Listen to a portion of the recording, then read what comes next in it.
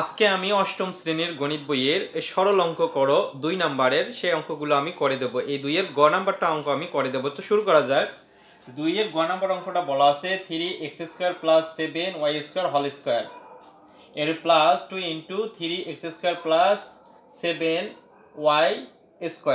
3x² - 7y² plus 3x² - 7y² তার উপর whole square. তো এই অঙ্কটা করার জন্য প্রথমে আমাকে এই প্রথম অংশটা মানে প্লাসের অংশটা আর মাইনাসের অংশটা সিলেক্ট করতে হবে। এই দুইটা অঙ্ককে ধরতে হবে। কি ধরতে হবে? এখন অঙ্কটার মধ্যে চলকগুলো আছে x আর y দিয়ে আছে, তাহলে আমাকে ab বা my বা mn বা pq এইরকম জিনিসগুলো ধরতে হবে, চলকগুলো ধরতে হবে। তো শুরু করা যাক। দেখো, ধরি বা মনে করি যে কোনো একটা ভাষা লিখলেই চলবে। তাহলে 3x² + 7y² আমি ধরলাম a। যাতে এ যে জিনিসগুলো ধরবো, যে চলকগুলো ধরবো, যাতে আমার x y এর সাথে যেন মিক্সড না হয়। আচ্ছা, এখন আমি শেষেরটা নেই এবং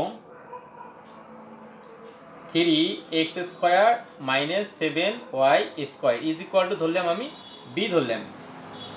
আচ্ছা, এবার লিখতে হবে আমার প্রদত্ত রাশি। এখন এই প্রদত্ত রাশিটা কোনটা?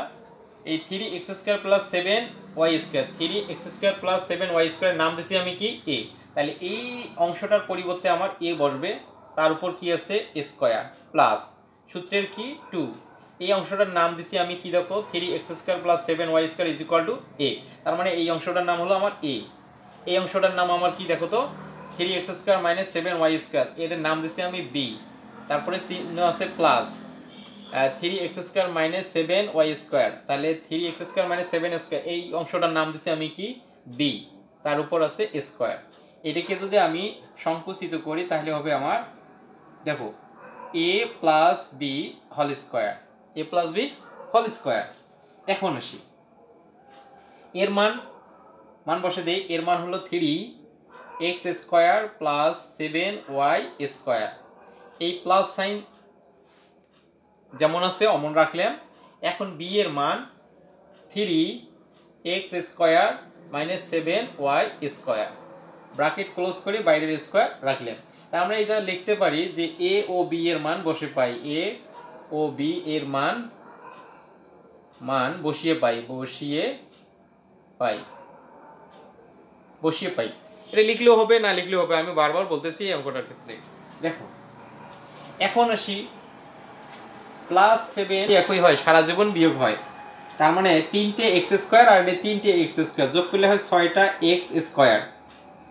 বাইরে আছে কি হোল স্কয়ার। তাহলে এটা দ্বারা বুঝে 2টে 6 আছে, তাহলে 6 এর বর্গ করলে কত হয় 6 6 36। এখন xটা রাখলাম, পাওয়ারে কি হয় গুণ হয়, 2 দুগুণে কত হলো 4।